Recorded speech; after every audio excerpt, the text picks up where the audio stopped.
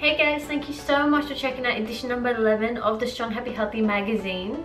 So today I'm going to go over 5 of the most common mistakes that people make when doing push-ups and also how to do a push-up correctly. Okay, so the first most common mistake that people make when they're doing push-ups on their knees is that they stick their butt up in the air as they do these push-ups and they're just literally touching their face to the ground.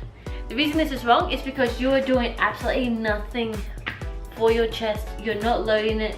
As you realize, it's extremely easy, and a lot of girls, especially in group fitness classes, will just do hundreds of them like this. The second most common mistake that I see from people doing push-ups is that they flare their elbows out to the side. Now this is actually really bad for the shoulder, and the people that do flare their elbows out to the side are usually the ones that often complain about shoulder issues and shoulder pain. So putting your shoulder in that position, you're pretty much just rubbing bone on bone, and that will be one of the reasons why that really hurts your shoulder to do. The third main mistake that I see is that people try and put their head towards the ground. So when they're doing push-ups, you notice that they tuck their chin and they look like they're trying to headbutt the floor. One reason why they do this is because their face is so close to the ground, it gives an impression that your body's closer to the ground than it actually is. So I think that my chest is so close to the ground because my head is close to the ground.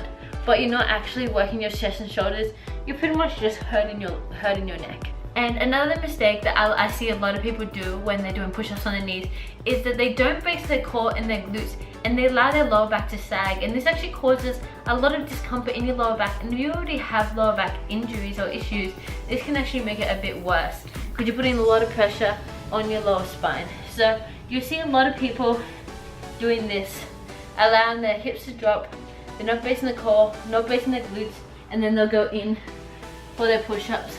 And this is actually really bad because it puts a lot of pressure on the lower back discs. And the fifth biggest mistake that I see people doing when they're doing push-ups is that they adjust their hands out way too far in front of them and try and do the push-up. Again, this is really bad for their shoulder. Even if they keep their elbows tucked, they're putting their shoulders in a really bad position. So those are the 5 most common mistakes that I see most people do in gyms when doing push-ups on their knees wrong. So I'm going to go over how to set up for a perfect push-up. You want to set up your upper body first, and then you step out and play around with your glutes, your lower back and your legs. So what we're going to do is we're going to set up a hand position to start with. You want to put your hands directly underneath your shoulders, so you want your wrists, your elbows and your shoulders in a straight line, okay? When you've adjusted that, you want to spread your fingers out as wide as possible, and that creates more surface area for your hands. So you don't want your fingers close together. Having them out wider will make it a little bit more comfortable. If you're used to doing push-ups with your fingers close together and you do spread them out for the first time, it will feel weird, but over time it will become a lot more comfortable. So once you've got your hands in your position, your wrist, elbow and shoulders directly over one each other, you are going to screw your hands into the ground as if you're trying to move the ground away from you, okay? So hands directly on your shoulders, screw your hands into the ground.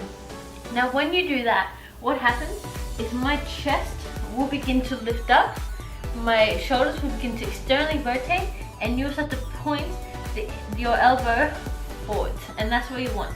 So once you get this position, screw your hands into the ground, really lift your chest up, and everything back here in your scapula is nice and tight as if it's squeezing together. Okay, so squeeze it all together, and that's your position. Now once you've got your hands locked and braced, you want to make sure that your neck and head is in the correct position. So a good tool that someone taught me is to think as if there is a triangle on the floor. So your hands are the bottom 2 points of a triangle, and your neck and your head is going to be the tip of the triangle. So you want your head to be looking over the top of the triangle. So hands in the right position, shift your weight over your wrist so your head is over the top of the triangle. Once you're ready and that is all in position, slowly take your one step back, keeping your position, take the other step back. Okay, now we're in a push-up position. What you're going to do in the push-up position, you're going to bring your feet together. That allows you to activate your glutes and squeeze your glutes. We're going to turn our core on and keep our back nice and flat, okay? So screwing your hands in, step one foot back, the other foot back, squeeze your glutes and your core, okay? Right now we are in the push-up position. Once you are there, keeping your elbows slightly tucked, you're going to go all the way down and push back up, keeping that technique. A few things to remember with that. One is your lower back.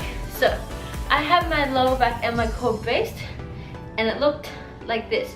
You don't want your glutes sticking out and then arching your lower back, which is a huge mistake people want. So you want to tilt your pelvis inwards, squeeze your core and squeeze your glutes, and have a neutral spine, and that's the positioning you want. Okay, so in here you don't want that and you don't want that, and you'll see a lot of girls doing that. You want to squeeze your core and your glutes and tilt your pelvis inwards, okay? Make sure your weight isn't shifted back towards your heel, shift it onto your toes so you're on your wrist as you go down. Nice and simple. And that is it. Thank you so much for checking out my video. If you have not already, make sure you go check out the last video so you can see how to progress to doing push-ups on your knee, push-ups onto your toes, and use the positioning today to apply to all those movements that I showed you. So same thing when you're holding onto the bar and doing the incline push-ups, the same thing with the shoulder position, hands in the right position, stepping back, bracing the core, bracing the glutes. It all applies. Same as when you're doing push-ups on your knees, and especially when you're doing those negative push-ups, really think about that position. So that's the reason why I created this video today, on top of the one I did last week, is so even though you're using those exercises to progress to doing the full range push-ups on your toes, to make sure that you're doing all the position correctly. Because when you can do push-ups on your toes and you're going to apply that movement and all those little tips that I showed you today, then the push-ups are going to look a lot cleaner and you're going to progress a lot quicker and become a lot stronger. Thank you so much for checking out this video. If you do give any of the exercises an attempt that was in my last video, make sure you hashtag stronghappyhealthy on Instagram so I can check it out. And please make sure you like, follow and subscribe to all my social channels so I can keep doing what I'm doing, because I'm absolutely loving it. And thank you so much for all the love and support. So I'll see you in my next video next week. So thank you so much.